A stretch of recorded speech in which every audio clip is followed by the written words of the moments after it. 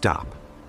Before you say a single word about Columbus, you need to hear this.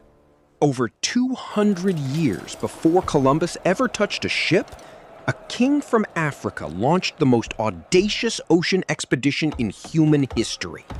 Not one expedition, two. With fleets so massive they dwarfed anything Europe would attempt for generations. And then, he vanished. No body, no wreckage, no goodbye. Just gone.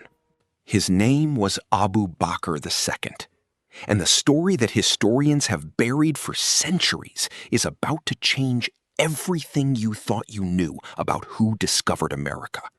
Stay with me, because the evidence we're about to go through, botanical, archaeological, linguistic, cultural, is going to make your jaw drop. Imagine this. You wake up every morning to the most powerful throne in the medieval world. Your empire stretches thousands of miles across West Africa. Your treasury holds more gold than most kingdoms will see in a century. Entire trade routes exist just to funnel exotic goods into your palace. For most rulers, that's paradise. For Abu Bakr II, it was a golden prison. Because every morning, while his generals expanded his borders and his courtiers celebrated their wealth, Abu Bakr stared west, past the Sahara, toward the vast, terrifying body of water that Arab geographers called Bahr al-Zumat, the Sea of Darkness. What lay beyond it? Nobody knew. And that question consumed him. But here's what makes Abu Bakr different from every other ruler who ever had a wild dream. He actually had the resources to do something about it. While European kingdoms were scraping together coins to fund a single modest voyage, Abu Bakr could outfit an entire fleet without making a dent in his treasury. He also had access to the most advanced maritime knowledge on the planet, Islamic navigation techniques that wouldn't reach Europe for another 100 years. He was ready. The only question was, would he dare? But before we get to the expeditions themselves, I need to tell you something that historians still argue about to this day. You've probably heard of Mansa Musa, the richest person in all of recorded human history. The man who, when he walked through Cairo on his way to Mecca, accidentally crashed the Egyptian economy just by handing out gold. Abu Bakr II was the king who came before him. Now here's where it gets murky. Historical sources are frustratingly vague about the exact relationship between these two men. Mansa Musa himself, when he described Abu Bakr to scholars on his pilgrimage to Mecca, simply called him his predecessor. Was Abu Bakr Mansa Musa's older brother or his uncle?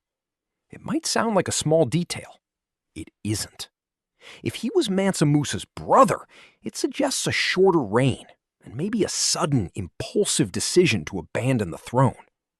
But if he was his uncle, it implies years of calculated planning. A ruler who built toward this moment with purpose. The historians are split. Drop your theory in the comments right now. Brother or uncle? Because the answer actually changes the entire story. Most rulers throughout history, when they got curious about the unknown, sent scouts, a couple of ships, see what's out there, report back. Not Abu Bakr. When he decided to explore the Atlantic Ocean, he built an armada. 200 ships filled with men. Another 200 ships loaded with gold, food, water, and supplies. 400 ships total. Let that sink in for a second. We're talking about thousands of sailors and explorers, provisioned for a journey with no known destination and no known end date. This was essentially a floating city, designed not just to explore, but to establish permanent colonies wherever they landed. And these weren't primitive vessels. Abu Bakr's ships were based on the advanced dhow designs used by Arab and East African traders across the Indian Ocean. Ships with superior hull construction and more efficient sail systems than anything European shipbuilders were making at the same time. The fleet launched from the western coast of Mali, somewhere near what is now Senegal or Gambia, and then they sailed west into the Sea of Darkness. Months passed. Seasons changed. And then, against all odds, a single ship came back. Picture the scene at the royal court. One lone vessel approaching the shore. Crowds gathering on the beach. People screaming questions across the water. The mixture of hope and absolute dread. The captain of that ship had a story that was both fascinating and deeply unsettling. His entire fleet had been pulled off course by powerful ocean currents. Currents so strong that no amount of rowing or sailing could overcome them. Most of the ships, he said, didn't sink. They didn't get destroyed. They were simply carried away, swept west into the darkness, beyond the point of no return. His ship alone had managed to turn around and fight its way home. Now here's the detail that has puzzled historians for centuries, and what modern science has confirmed. Those currents the captain described, they're real. Oceanographers today call them the North and South Atlantic equatorial currents. They run exactly along the West African coast, and they flow directly toward the Caribbean and South America. The ships weren't lost. They were carried west toward the Americas. And a lesser ruler would have stopped there, mourned the loss, called it a disaster, moved on. Abu Bakr had a completely different reaction. Abu Bakr II looked at the survivors' report and made one of the most staggering decisions in the entire history of human exploration. He didn't send another expedition. He decided to lead it himself. Think about what that means. This is the ruler of the most powerful empire in medieval Africa. He has armies, palaces, gold, absolute authority over millions of people. And he is choosing to give all of that up, to personally board a ship and sail into the same unknown waters that swallowed his first fleet. Before he left, he made careful arrangements. He appointed Mansa Musa as his regent and heir, ensuring the empire would continue to function in his absence. That detail matters enormously. He expected to come back, possibly with something incredible. New lands, new trade routes, new discoveries that would expand his already vast empire even further. The second expedition was even larger than the first. Better ships, more experienced sailors, improved provisions. He had studied what went wrong the first time and applied every lesson he could learn. And then, in what must have been one of the most dramatic moments in medieval African history, Abu Bakr II stepped onto the lead ship, looked west, and gave the order to sail. The richest king in the world had just traded his golden throne for the deck of a ship. And then, nothing. The second expedition left no trace. No returning ships, no messages, no distress signals, no wreckage, nothing. Abu Bakr II and his entire fleet simply disappeared from history. And this is the moment that Mansa Musa inherited the throne, and a mystery that would haunt him for the rest of his life. Years later, when Mansa Musa made his legendary pilgrimage to Mecca, he told scholars and officials about Abu Bakr's expeditions.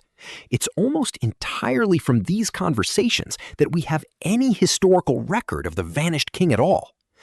But the way Mansa Musa spoke about him is revealing. He didn't describe Abu Bakr as someone who made a terrible mistake.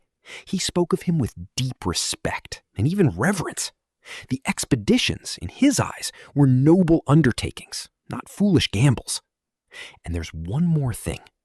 Mansa Musa seemed to believe that his predecessor might still be alive somewhere, across the ocean, in whatever world lay on the other side. So, what if he was right? Now I need you to pay close attention here, because this is where the story goes from fascinating to genuinely mind-bending. In the past century, researchers have quietly been assembling a body of evidence that suggests pre-Columbian contact between Africa and the Americas wasn't just possible, it may have actually happened. Let's start with the plants. Several species of plants native to Africa appear in the Americas well before any European contact, and vice versa. Plants that have no known method of natural ocean dispersal. The only logical explanation is human transport. Somebody carried them across the Atlantic. Then there's the archaeology. Massive carved stone heads found in Mexico, the Olmec heads, show facial features that many researchers describe as distinctly African. Some of these sculptures have been dated to centuries before Columbus. Then there's the linguistics. Certain words and place names scattered across the Caribbean and South America show striking similarities to medieval West African languages. Not vague parallels, specific phonetic and semantic matches that researchers say are too precise to be coincidence. And finally, perhaps most compellingly, there are the cultural parallels. Some indigenous American societies developed organizational structures, religious practices, and artistic traditions that bear remarkable similarities to medieval West African cultures. Similarities that appear in the historical record roughly around the early 1300s, which is exactly when Abu Bakr's expeditions took place. Can we prove he made it to the Americas? No, not definitively. Not yet. But the timeline fits. The evidence is there. And the question is no longer whether this could have happened. It's why we haven't been talking about it more. Here's the objection skeptics always raise. The technology wasn't advanced enough. African ships in the 1300s couldn't have crossed the Atlantic. This argument falls apart the moment you actually look at the history. By 1300, Muslim navigators had been crossing oceans for centuries. The Indian Ocean trade network, which African merchants were deeply integrated into, required multi-month open-water voyages of over 2,000 miles. Sophisticated navigation instruments, celestial positioning techniques, advanced hull designs, all of it was already developed and in use across the Islamic world. And here's the kicker about geography. The crossing from West Africa to South America, specifically to the coast of Brazil, is roughly 1,600 miles. That's shorter than the standard Arabia to India trade route that Islamic sailors were making routinely. The Atlantic currents actually work in a traveler's favor going west. In 1969, Norwegian explorer Thor Heyerdahl proved this point by crossing the Atlantic in a boat built using ancient reed construction techniques. If a boat made of reeds can cross the Atlantic, what could Abu Bakr's advanced fleet have done? The technology was there, the knowledge was there, the resources were there. The only thing missing from this story is the willingness to believe it. Whether Abu Bakr II crossed the Atlantic or died in its depths, his story represents something that goes far beyond historical debate. Here was a man who had everything. Absolute power, incomprehensible wealth, safety, comfort, the entire medieval world bowing at his feet. And he gave it all up because he needed to know what was on the other side. That isn't the profile of a reckless ruler. That's the profile of a visionary. Abu Bakr's story also exposes something uncomfortable about how history has been told. For centuries, European and American historians dismissed or ignored African achievements in navigation, science, and exploration. The narrative was simple. Europeans discovered the world. Everyone else was waiting to be found. That narrative is wrong, and the evidence against it keeps growing. Scholars are only now beginning to seriously investigate what African navigators accomplished long before Columbus. And every new piece of evidence, every plant species, every carved stone head, every linguistic parallel chips away at the old story. The mystery of Abu Bakr II isn't just a fascinating historical puzzle. It's a reminder that history is written by the victors and rewritten by those willing to look closer. So, What really happened to Abu Bakr II? Did he die in the Atlantic? Did he establish a colony somewhere in the Americas, living out his days as an explorer king in a new world? Or, and this is the possibility that keeps me up at night, did his expedition succeed so completely that traces of it are hidden in plain sight, scattered across indigenous American cultures that historians have been too stubborn to connect to their real source? The Atlantic Ocean keeps its secrets well. 7 centuries have buried whatever evidence might once have been clear. But the mystery of Abu Bakr II isn't going away. It's getting bigger. More researchers are looking, more evidence is emerging. And the story of this man, this king who had everything and risked it all, is proof that the greatest adventures in human history don't always begin in Europe. Sometimes they begin in Africa. Drop your theory in the comments. Was he Mansa Musa's brother or uncle?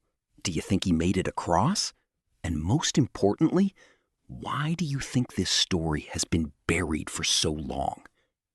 Hit subscribe if you want more stories like this one, because I promise you, Abu Bakr II is just the beginning. There are chapters of human history that the textbooks haven't even touched, and we're going to find every single one of them.